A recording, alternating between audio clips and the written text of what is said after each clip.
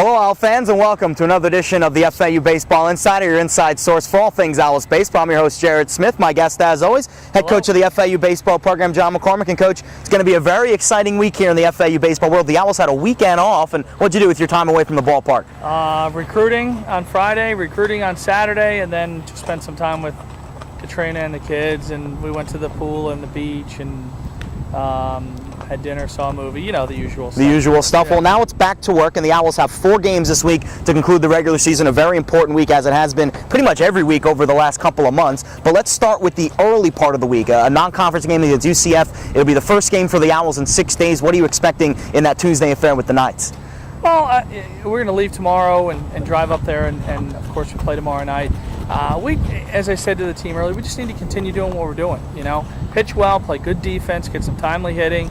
You know, I'm anxious to see us play, to see how we come off the 6 days off. But we had a very good inter squad on Friday, a really good inter squad yesterday, and of course practice today.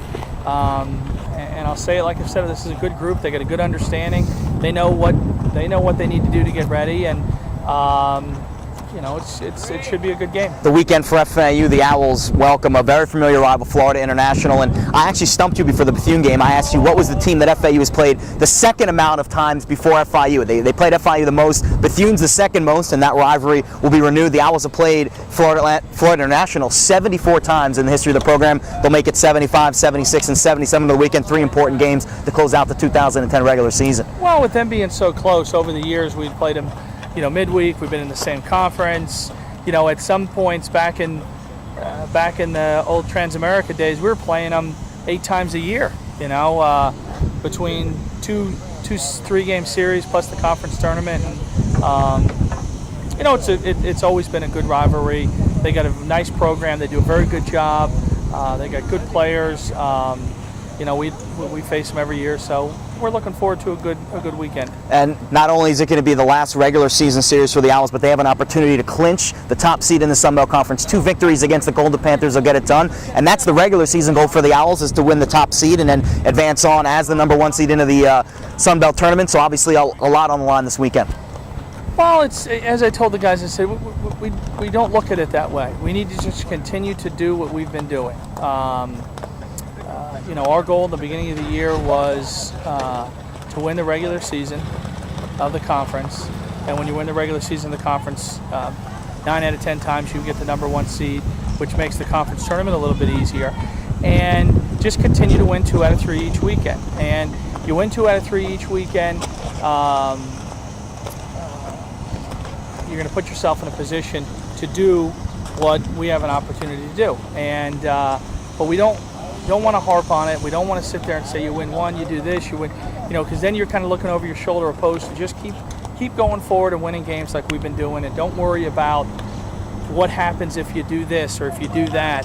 Let's just keep winning games. Are you happy with the way it played out? You know, there was a bunch of different scenarios that could have happened with other teams doing this and that, but the way that it plays out for FAU, if they win 2 games, meaning if they win the series, then they get it. So you can harp on winning the series, and you know, we kind of accomplished both goals if you defeat the series against FIU. Yeah. About what happened this last weekend, I wasn't, you know, the South Alabama and FIU scored. Why bother watching? Because there's nothing I can do about it. Yeah. You know, again, we need to just take care of what we need to do, keep practicing with our guys, keep playing with our guys, and then we'll deal with whatever is in front of us. And I hate to keep saying it sounds cliche-ish, but it's the truth. Once you start, as I tell the guys, once you start putting one eye on something over here, you're going to lose sight of what's going on right in front of you. You know, don't worry about so much in the future. Let's deal with what's right here, and then, you know, we'll continue to play baseball that way. One of the other exciting things about the end of a regular season is that you have Senior Day, and the Owls will honor their seniors on Saturday before the start of Saturday's season finale against FIU. You've got 5 seniors on the roster this year that'll be playing their final home series. Talk about your memories with them, and you know, talk about how much of importance they mean to the program. Well, you know, every year, like you said, we honor the seniors, and this year we have 5 of them: Anthony Mesa, Ryan Bernal, Barry Rooks, Lou Morey, and of course Kenny Gray. And you know, Kenny's been here 5 years, and you know, as I said at the senior banquet, his ability to kind of hang in there is unbelievable. You know, he's had a couple surgeries and a couple setbacks, but he comes out every day, doesn't say a word, continues to do. Then you get a guy like Lou Moore, who's having a really good senior year, who walked on 4 years ago and had made an impact on the team right away with his ability to motivate others. He works extremely hard. He is well liked by every guy in the team, and he's just such a good person to have around. Anthony Mace is a 2-year guy. Has done a real nice job patrolling center field for us, and been consistent with the bat. I think he's hitting. Was he at about 290? About 290. He's been hovering around 290. He actually had a great start to the year, and then he kind of has tapered off a little bit since he injured his hand. But he's played his brings his glove to the ballpark every game. Without a doubt. And last year he was very similar, hit about 290. So you kind of know what you're going to get with him. This year he's added a few more home runs. Ryan Bernal has been the biggest surprise. Ryan's a senior. He didn't have a great year last year. Over the summer he made a commitment to himself in the program, and he lost about 35 pounds. Really had a chance to buy into some changes that Coach Jackson had made with him, and he's had a fantastic year. And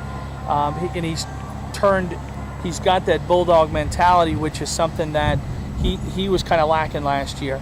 And then Barry, which we talked about earlier, it's a shame his senior year is probably not gone according to the way we wanted it, or he did with injuries and whatnot. But he's comes to practice every day. He's plugging along. We're going to try to, the thing about this time of year is you go in the weekend and he gives us a spark and has a good inning. You go to the tournament and he wins a game for you. The rest of the year you don't even think about.